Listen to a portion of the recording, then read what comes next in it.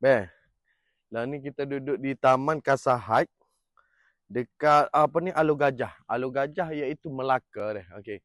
Rumah ni kita ada buat kitchen cabinet. Okey, kitchen cabinet ni kita nak perah sikit otok customer tu. Hak jenis customer hak jenis senok otok tu. Okey. Dia tak tahu beza aluminium solid dengan ACP. Dia bila dia minta quotation, kita bagi aluminium solid, dia cakap mahal. Lepas tu dia buat ACP. ACP dia cakap, saya buat sini murah je.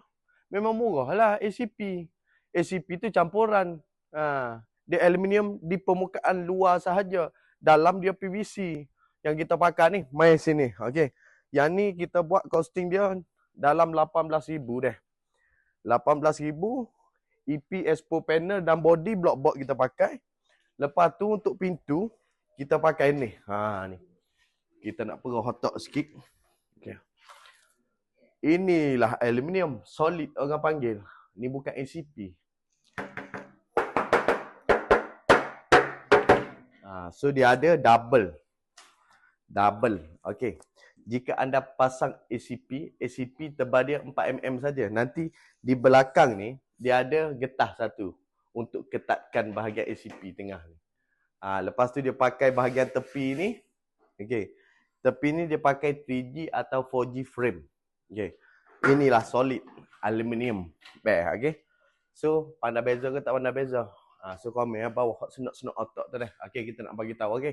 Yang ni sepanjang 2, 4, 6, 8, 10, 12, 14, 16, 18, 19 kaki iaitu 18,000 kita ambil dah. Atas dan bawah. Bawah kita tak pakai frame bang. Setengah tempat pakai frame je.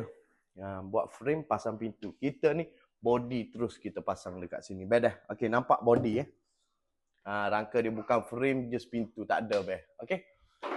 So dapat ke tak dapat? Kalau dapat komen dekat bawah dah. So kita perah sikit hak mana senok-senok otak tu dah. Jangan duk beza solid aluminium dengan ACP tu. Apa ni, harga dia jauh beza. Memang jauh beza lah. Kualiti dia lah macam mana. Hak solid macam mana dah. Okey. So dapat ke tak dapat? Apa pun geng, janji jual. So komen dekat bawah tu nak suruh bos Arki pergi area mana lagi. Okey.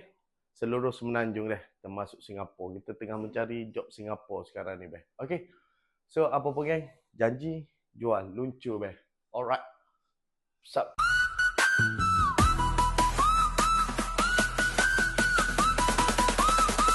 Semangat kerja kawan. Semangat kerja kawan. Semangat kerja kawan. Semangat kerja kawan. Ayunkan tangan.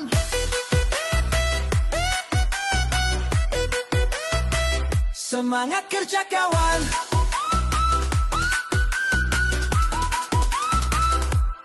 Jangan diam kawan, gerak terus.